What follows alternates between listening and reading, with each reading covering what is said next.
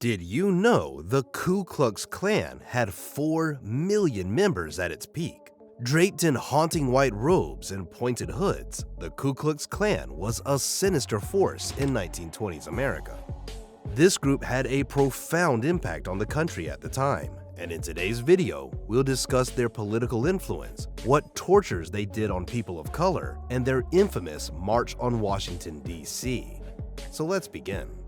The KKK is known for spreading fear and hatred towards African Americans, immigrants, and anyone they deemed un-American. Their motto was Non Silba Sed Anthar, which translates to not for self, but for others.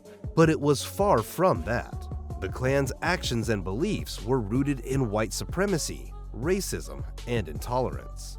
The early 1900s was a time of great change and excitement in America. It was marked by economic prosperity, cultural flourishing, and significant social change. Jazz music, flapper fashion, and the rise of Hollywood made it an era of vibrant nightlife and entertainment. However, beneath this glittering surface, there were deep social and racial tensions. After the Civil War had ended in 1865, Americans went through a period called Reconstruction. This was a time when the country tried to rebuild itself, particularly in the South, and integrate previously enslaved people into society. After World War I, there was a big wave of immigrants coming to the United States. The federal government worked to protect the rights of African Americans, and for a while, there was progress. African Americans voted, held public office in southern state governments, and even in the American Congress. Basically, they started to build new lives. But not everyone was happy with these changes. Many Americans, especially those in power, freaked out about these new arrivals who didn't look, speak, or worship like them. They worried that their American way of life was under threat. And guess who decided to play the hero and save America? That's right, the KKK. The Ku Klux Klan, or KKK, was founded during this time in 1865 by 6 Confederate veterans in Pulaski, Tennessee. These men, including Nathan Bedford Forrest, felt threatened by the social changes and the loss of their traditional Southern way of life. They formed the Klan as a secret society, initially as a social club, but it quickly turned into a violent group aiming to maintain white supremacy. This meant trouble for people of color, and the Klan used terror and violence to intimidate African Americans and their allies. The goal was to resist Reconstruction efforts and maintain the dominance of white people over African Americans. They wore white robes and hoods to hide their identities and used night rides, lynching, and other brutal tactics to spread fear.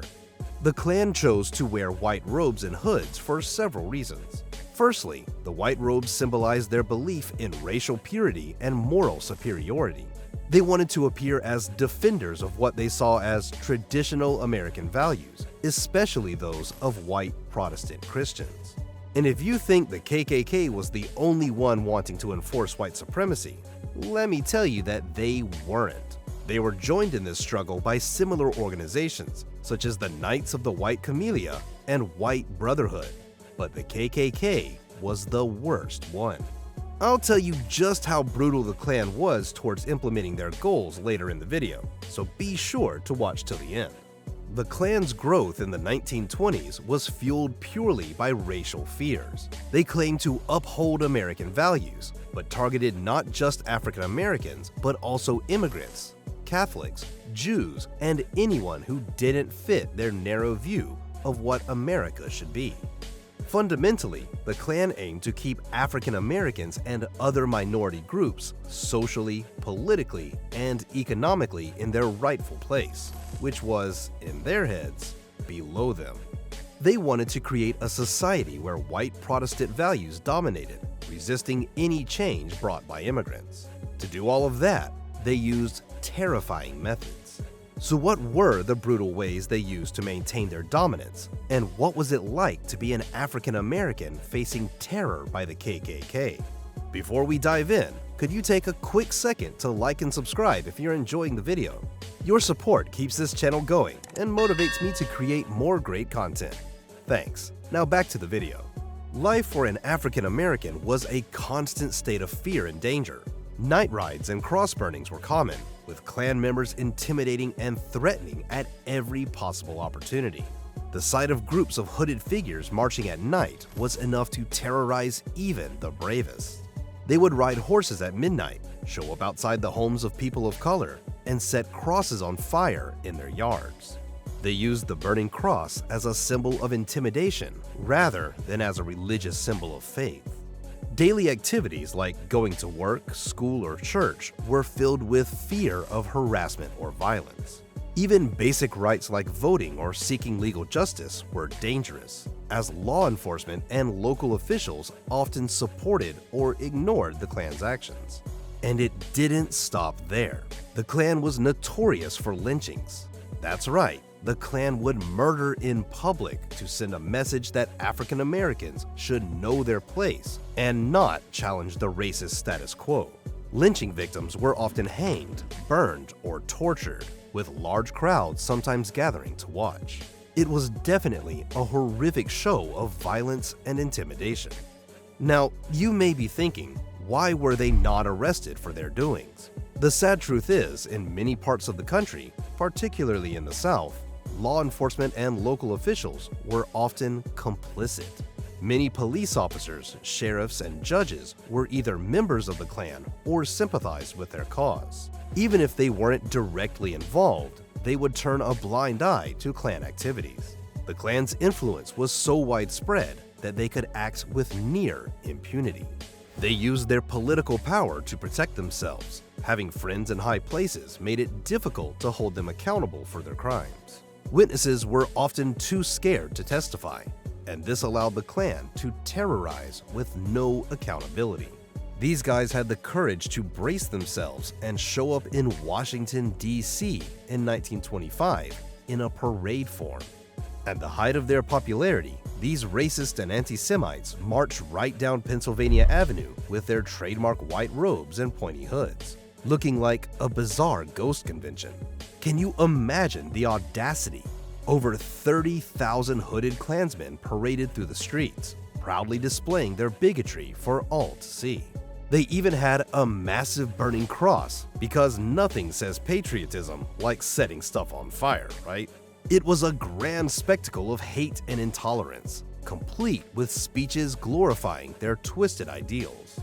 After causing a stir and leaving a trail of fear in their wake, they dispersed, feeling accomplished in spreading their message of exclusion and fear. But their terror wasn't always going to stay, and following the peak of the KKK's popularity in the 1920s, it faced a decline. Leadership disputes over money and power weakened the organization, leading to fewer members and less public support. The Klan wasn't exactly immune to law enforcement and faced legal actions, including prosecution for crimes committed by Klan members. This damaged the Klan's reputation and influence big time. The Ku Klux Klan's history is stained with the blood of countless victims, their lives brutally cut short by acts of racial terror. From the late 19th century through the mid-20th century, Klan members were responsible for a significant number of murders across America. Thanks to their political influence and underreporting, it is hard to determine how many people lost their lives at their hands. But estimates suggest that the Klan was responsible for hundreds, if not thousands, of murders during its peak years.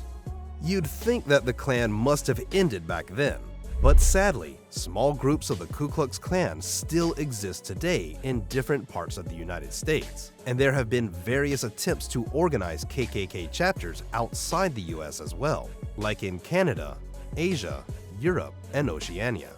None of the efforts have been fruitful. Their mission is the same: to promote ideas of white supremacy, racism, and anti-immigrant views, using symbols and language that echo their historical roots.